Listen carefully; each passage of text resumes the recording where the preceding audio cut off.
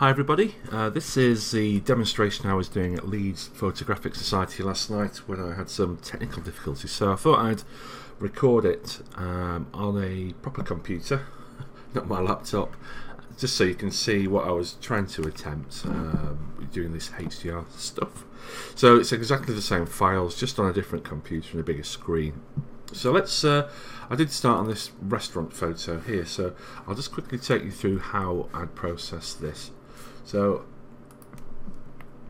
go into the develop module on Lightroom. First things first is let's get the white balance right. So I remember that this is pure grey here, so it's a mid-tone. So if we click on that with the white balance tool, we get that. So that's correct. I want quite an edgy look, so I just added a little bit of clarity and vibrance. I often add a little bit of sharpening and masking, just so it's not sharpening these large expanses of plain areas, but it does sharpen the edges. And I might just add a little bit of noise reduction, not a lot, just to soften any issues that may occur. I often just click on these lens corrections, and because it's vertical lines in this place, I'd try the auto lens correction for the verticals, which seems to have done quite a nice job. And then if I'm going to add a vignette later, I'll probably do that later in the tweaks section. Once you're happy that you have the first one in a good state to go, you click on the other two by pressing and holding down Control and click, and you can highlight as many as you like individually, and then you press sync.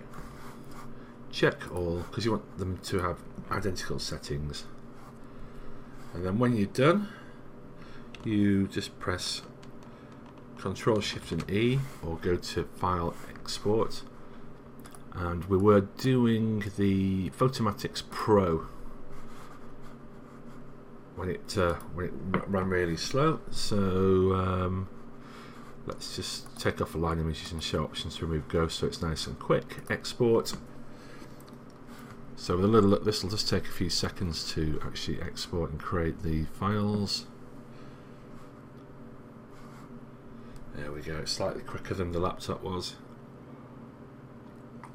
It still takes a few seconds because we've got 22.5 megapixel files being created, then blended on the fly. But you can see, rather than waiting for 5 or 10 minutes for this to happen on a powerful computer, this is a Intel i7 processor with ultra fast RAM and a water cooled processor. So up pops the Photomatics. Now when I'm using Photomatics, I always go for exposure fusion these days. In the old days I would use tone mapping because that was the only option around, but exposure fusion just seems to give a nicer look for my eye and for my client's eyes. So the two I would use typically are natural and real estate. So let's try real estate because we're doing a room, and it's just a case of playing with the sliders. Now local contrast makes things look grittier or smoother. So if you go, you can see these edges get a little bit more gritty, but you also get a bit more noise. I prefer to use clarity in Lightroom or something in Photoshop like the sharpener, Nick sharpener.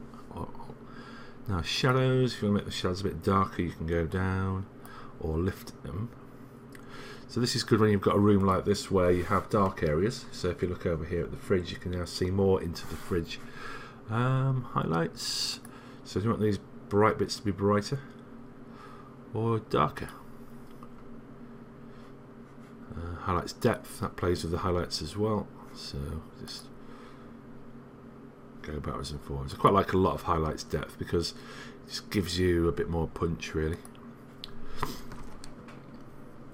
So once you're sort of happy with how it's looking, you can always use this thing called a histogram, which gives you a clue. So the dark bits here are probably a little bit on the dark side, if anything, but we do have a lot of black going on in this area. So if you notice when you move your mouse around, you get a little square. This is like your loop tool, they call it. So you can just see like a preview of what's going to happen. Like that, just click around, and once you're happy, just press save and re-import. So this does the diffusing. It creates a 16-bit TIFF, which is ready to print or do with as you will. So once it's finished, we're back, and it should re-import it into this space here any second now.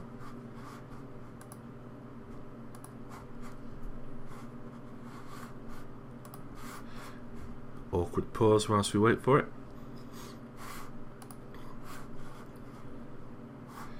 Just to double check that it's actually made it, if you wanted to see. Here we are. It does exist. Look, there it is.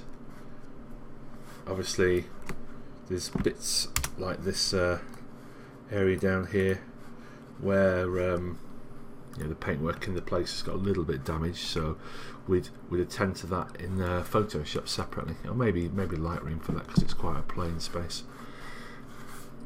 Okay, so if it doesn't re-import straight away, you can always just pop onto your click synchronize. Oh, it's there. There we go. And at this point you can just finish off any editing you wanted to do. Now it's all blended nicely. If you want to lift those shadows a little bit, you could do, but I tend to like the punchy look shadows gives you. And away you go, like that. So I think this exact shot is in use on the restaurant's website, just to give it that sort of lovely open moody look. Let's chuck a few settings at it. So you can do pretty much what you want with it once you got it back into Lightroom, but the great thing is you do get the option of detail in these dark areas and the bright areas. So that's what I was trying to show you at the Photographic Society last night, until my laptop let me down. Hope it's explained it a little better. It's pretty quick on a fast PC. It's not very quick on a slow PC. That's probably the main lesson I learned yesterday. I'll do another one of these in another tutorial now, but I hope that's helped. Thanks a lot.